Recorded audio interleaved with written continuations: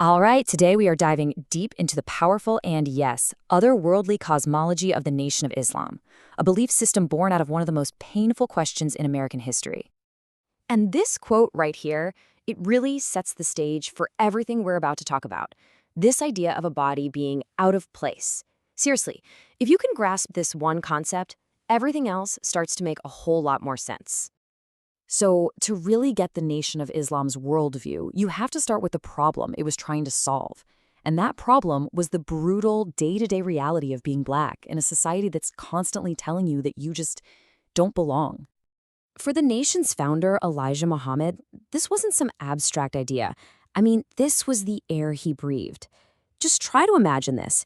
It's your 22nd birthday, and you find out about a lynching happening nearby. And the day before that, two other black men were burned alive. This wasn't a rare event. It was a constant, looming threat that shaped his entire way of thinking. So what was the Nation of Islam's primary mission? Well, it was to fight back against that narrative, to take this distorted, ugly image of the black body and completely rebuild it, socially and symbolically, from the absolute ground up. Okay, so how do you do that? The first part of the solution was all about practical, real-world action. It was a set of really strict disciplines designed to remake yourself right here, right now, in this world. And when I say remake yourself, I mean a total transformation. It was about rejecting every single thing that a racist society had forced on you. We're talking changing your name, your slave name, your diet, your religion, your entire way of life. The goal was to shed that slave self and reclaim a powerful, dignified, original self. And you have to understand, these weren't just a bunch of random rules. No way. They were tools for building a nation. The whole point was to create a community that was beautiful, healthy, and totally self-sufficient. A nation within a nation, completely free from the system that had oppressed them for so long. But all of this physical transformation, all this work on Earth, it was all built on something much deeper, a kind of secret hidden knowledge, a secret history of the entire universe that was designed to literally remake reality itself.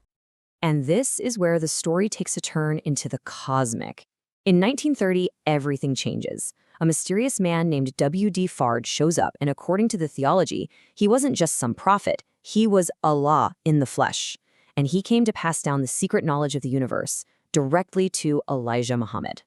And the secret history, I mean, the scale of it is just mind-blowing. We're talking trillions of years. The whole purpose of this story is to completely reframe history.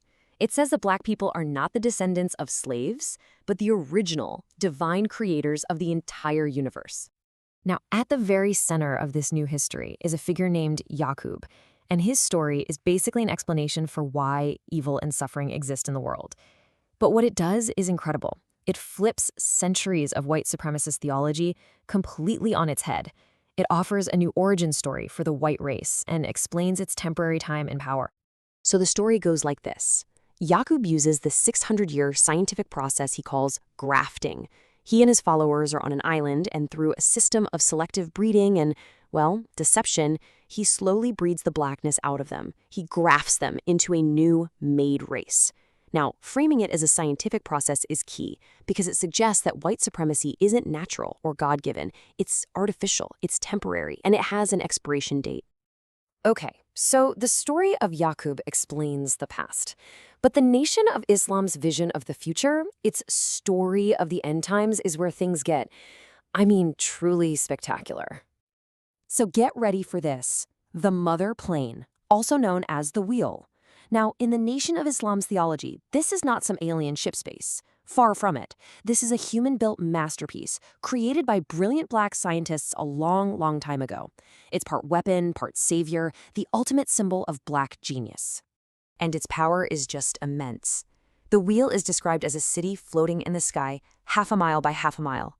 And inside it, it holds 1,500 smaller bomber planes, each one packed with weapons powerful enough to wipe entire cities right off the map. So, what's the whole point of this giant wheel in the sky? It's actually pretty straightforward. Its job is to end the world as we know it. Its arrival is the signal for the final judgment.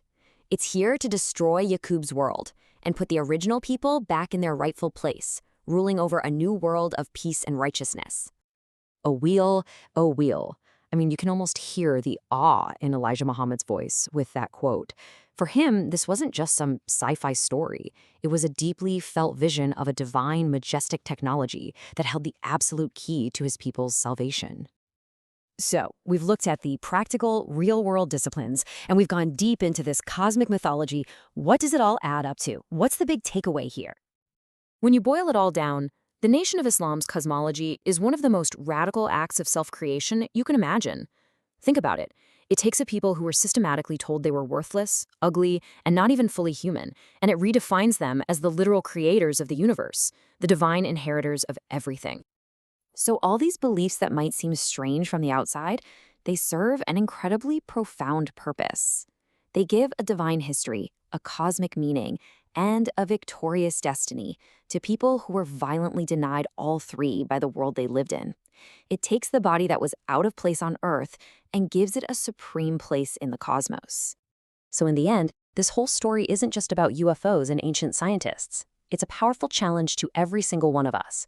It forces us to ask, how do the stories we tell ourselves about who we are and where we come from actually shape the reality we live in? It really makes you think about the incredible power of a story in the fight for liberation, for dignity, and for self-worth.